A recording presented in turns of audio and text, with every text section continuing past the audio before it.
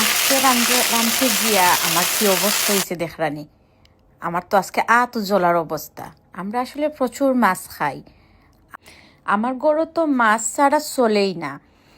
আর মাছ রাঁধতে গিয়া প্রত্যেক দিন সেই একই মশলা ইউজ করিয়া যখন মাছ বানানি হয় তখন আসলেই বোরিং লাগে। এর লাগি খানির মাঝে নতুনত্ব আনা লাগি ডিফারেন্ট ওয়েতে মাছ রান্না করলে গরুর সব মানুষে কিন্তু খুবই বেশি বালা পায়, বাইচানতেও অনেক বেশি বালা পায়। আজকে আমি একটা পাবদা মাছের রেসিপি লই আইছি, যেটা হইল গিয়ে এভারগ্রিন পাবদা মাছ। যদি আপনারা এই রেসিপিটা বালা পাইন তাহলে অবশ্যই এটা বানাইয়া খাইতে ভুলবা না, আর কমেন্টও আমারে জানাইবা। প্রথমে আমি একটা বাটি লই লাইলাম, আর বাটির মাঝে আমি হট ওয়াটারে ডালি লিছি। হট ওয়াটার দেওয়ার পরে আমি কেন এক মুঠ ধনিয়া পাতারে সুন্দর করে ওয়াশ করিয়া আর এই গরম পানির মাঝে 40 থেকে 50 সেকেন্ড আমি ডিপ করিয়া ভিজাইয়া রাখি দিছি। গরম পানির মাঝে ধনিয়া পাতাগুলা দিয়া একটু সময় 40 সেকেন্ড রাখছি, 40 থেকে 50 সেকেন্ড রাখছি। রাখার কারণে এই ধনিয়া পাতাগুলা একটু সফট হয়ে গেছে। এই গরম পানির মাঝে আবার আমি দিলাইলাম কয়েকটা কাঁচামরিচ। আপনারা স্বাদ মতো জাল দিবা। আমি কিছু কাঁচামরিচে আর ধনিয়া পাতারে গরম পানির মাঝে এড করি।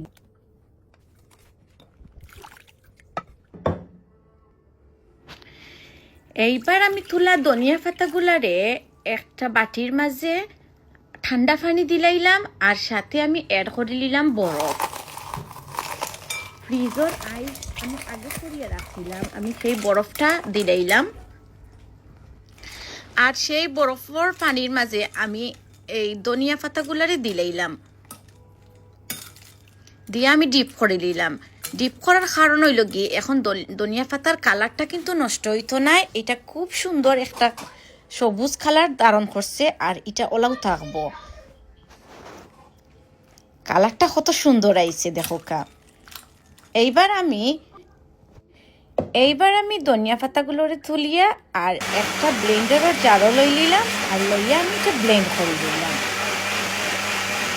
আপনারা পানি দিয়ে ব্লেন্ড করতে পারবা, যার যতটুকু জুল দরকার তার হিসাবে পানিটা অ্যাড করবা।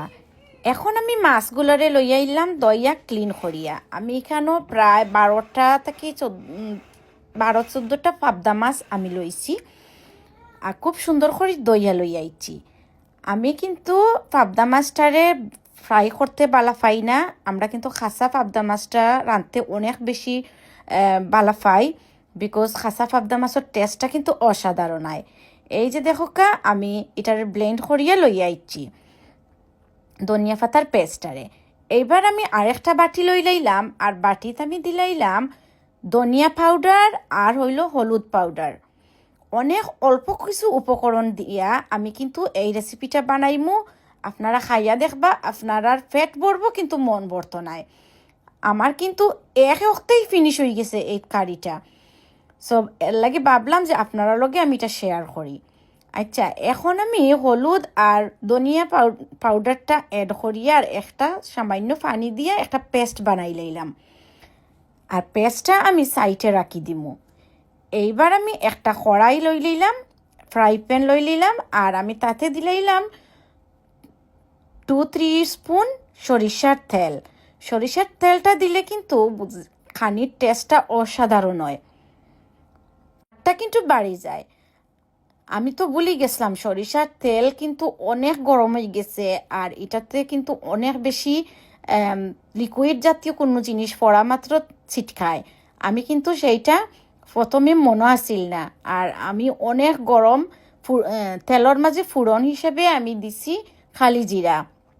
আমি 1/2 টিস্পুন খালি জিরা অ্যাড করছি, আর তেলটা কিন্তু অনেক বেশি গরম হয়ে গেছে, আর এর মাঝে আমি রসুন পেস্ট অ্যাড করে দিয়েছিলাম। তারপরে দেখো আমার কি অবস্থা হয়েছে।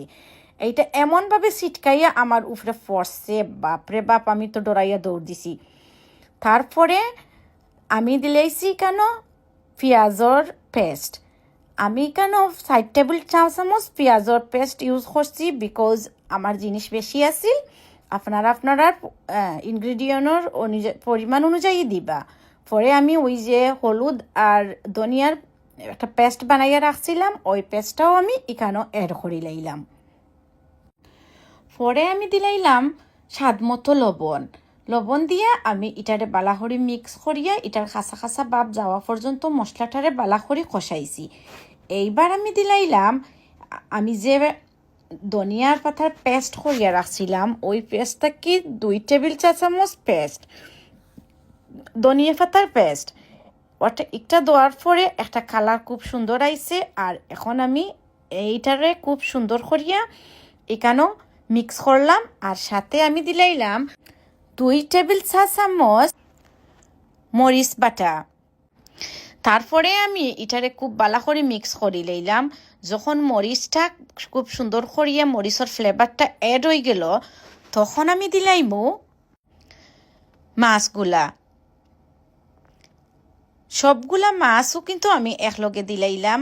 আর মাছের লগে এখন কিন্তু আমি মশলাটারে খুব সুন্দর করে কষাইমু। আমি কাঁচা মাছটাই কিন্তু খাইতে পছন্দ করি। কাঁচা মাছটা দিলে খুব অসাধারণ একটা টেস্ট হয়।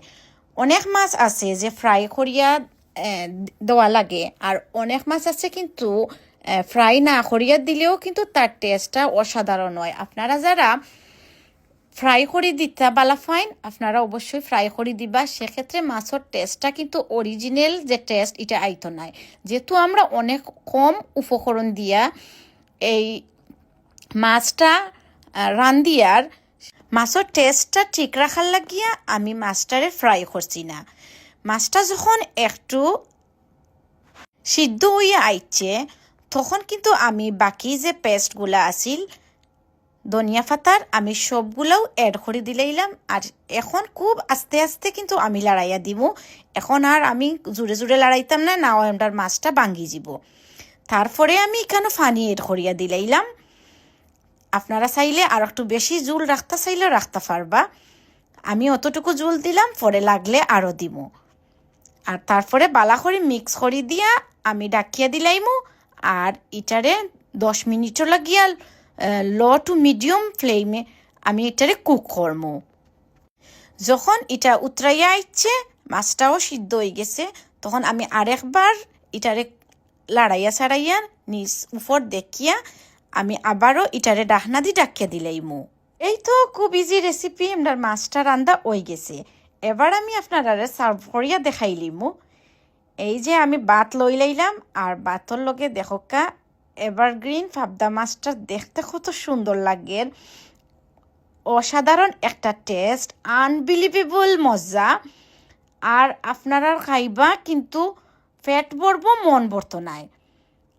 যদি আপনারা এই রেসিপিটা বালা ফাইয়া থাকেন, অবশ্যই আমারে জানাইতে ভুলবা না। আর রান্দিয়া খাইয়া আমারে আইয়া প্লিজ আমার একটা কমেন্ট দিয়ে জানাইবা যে এই মাছটা আপনার কাছে কিলা লাগলো। বাই দ্য ওয়ে, আমি ফাতমামি কুকিং চ্যানেল থাকিয়া আজকে আপনারা লাগিয়া এভারগ্রিন পাবদা মাছের একটা রেসিপি লইয়া আইছি। নেক্সট টাইম আমি এনাদার কোনো ডিফারেন্ট রেসিপি আপনারা সামনে লইয়া আইমু। ততদিন পর্যন্ত বালা থাকুকা, সুস্থ থাকুকা। আর আমার চ্যানেলটারে লাইক, কমেন্ট এবং সাবস্ক্রাইব করতে ভুলবা না।